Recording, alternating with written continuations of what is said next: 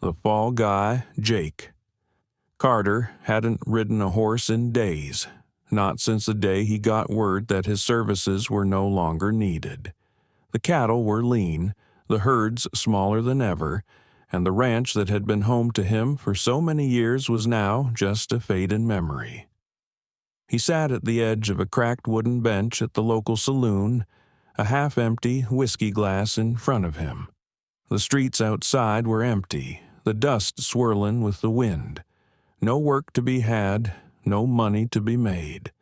That was the way life had been for the last few months, quiet, desperate, and long.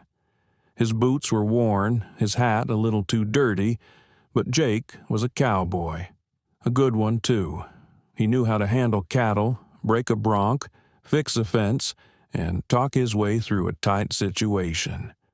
But all those skills didn't matter when there was no one left to hire you. "Carter," a voice said from behind him. Jake didn't need to turn around to know who it was. He could smell the cigar smoke and hear the heavy boots as they crossed the saloon floor. R.L. Thompson was a man who walked with authority, a rancher who'd done well for himself in the past. But Jake could see the cracks now. R.L.'s cattle were thinner these days, his ranch showing signs of wear. Jake had heard rumors about Thompson's empire slipping, but hadn't expected the man to seek him out like this. "Hell, Jake," Thompson said, taking a seat across from him, "I hear you're looking for work." "I've been looking for a while now," Jake said, tipping his hat back to meet Thompson's eyes. "I got a job for you. Pays well, steady work. It's not much, but it's a job." Jake raised an eyebrow. The way Thompson was talking, it didn't sound like he was offering an honest day's pay for an honest day's work. "What's the job?" "You're going to help me with some of the herd out at my place. You see, things ain't been going too smooth with the cattle lately. They're not doing too good. I'm short on hands, and you're one of the few left I trust." Jake took a slow drink of whiskey. He wasn't sure what Thompson was implying, but he needed work and the money sounded good. "How bad's it getting?" "Bad enough," Thompson said, a slight twitch in his jaw. "You'll see when you get there." Thompson didn't need to say more. Jake stood up, brushed the dust off his pants, and headed toward the door. This wasn't going to be easy, but it might just be the break he needed. Jake rode out to Thompson's ranch the next morning. The sun was still low, casting long shadows over the dry land. As he got closer to the ranch, he noticed the cattle. They were thin, their ribs visible under their rough coats. Something wasn't right. Thompson had said the herd wasn't doing too good, but this was worse than he'd expected. "Thompson," Jake called, riding up to the ranch house. He saw the rancher standing near a pen, his arms crossed, looking out over the dying cattle. "You weren't kidding," Jake said, dismounting. Thompson didn't answer at first, just stood there like a man thinking on something he didn't want to say. Finally he nodded. "I reckon you're right. They ain't looking so good." Jake crouched down beside one of the cows, running his hand over its side. The animal seemed listless, weak. "What's going on with them? They don't look sick. They look starved." "Starved, sick, whatever you want to call it," Thompson said, a bite of frustration in his voice. "But that's why I need you. I need you to keep things running here for a while I take care of things." "Take care of things?" Jake asked, his brow furrowing. "Just do your job, Carter. Don't ask too many questions. You'll be paid. That's all that matters." But Jake wasn't one to turn a blind eye. He had a gut feeling something was wrong. He spent the next few hours working the herd, trying to make sense of what was going on. The cattle were acting sluggish, even the calves, which wasn't normal. He checked the water troughs. The food seemed fine, but something was off. As he worked, he noticed one of the cows stumbling as it walked. He knelt down beside it, his fingers finding the telltale signs. Acidosis. The cattle were suffering from a buildup of lactic acid in their systems, likely from being fed too much grain and not enough roughage. It was a condition that came from improper feeding practices, something any rancher with half a brain would know how to avoid. Jake's heart sank. It wasn't the cattle's fault. They were sick because of something Thompson had done. But that wasn't all. This was an insurance scam. Thompson had been overfeeding them intentionally, knowing they'd get sick. Then he'd collect the payout from the insurance company. And the fall guy? That's where Jake came in.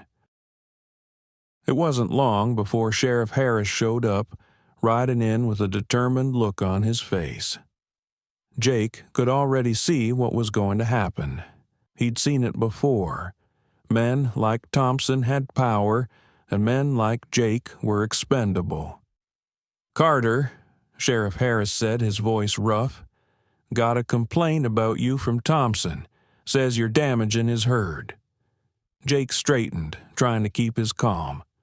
"I'm just doing my job, Sheriff." "You're not a fool, Carter," the sheriff replied.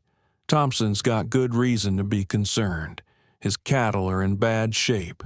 You were hired to help, not to make things worse."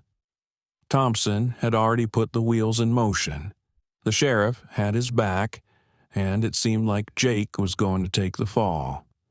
"Look, Sheriff," Jake said, "I know what's going on here. The cattle, they're not sick because of any disease. It's acidosis. The feed's been wrong. This whole thing's been a setup."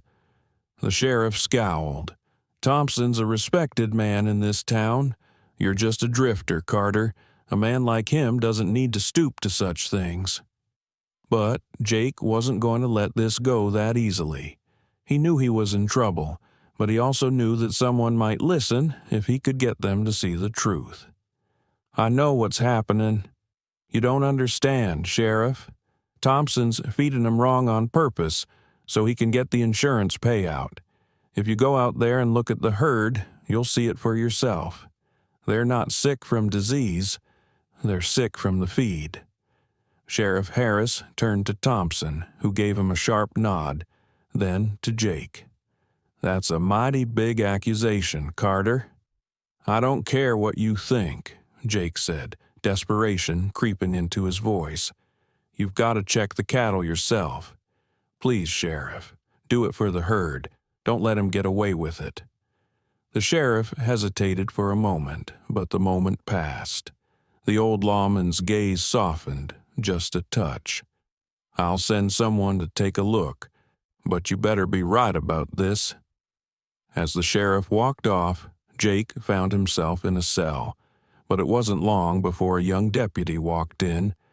"I hear you got something important to say," the deputy said. He was fresh, eager to prove himself. Jake's eyes locked onto him. "You gotta go check the cattle. Don't just take Thompson's word for it. Go out there and see for yourself."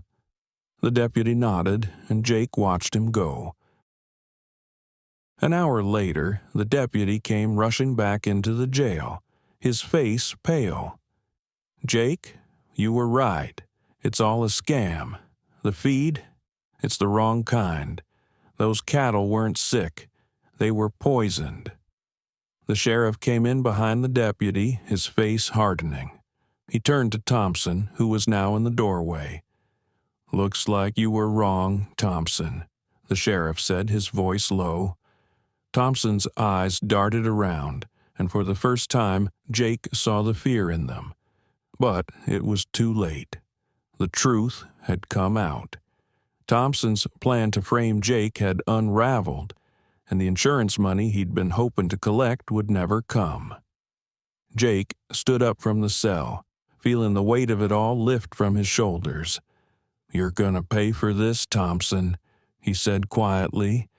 and as he walked out of the jail, free at last, he couldn't help but think that maybe, just maybe, the West still had a little justice left after all.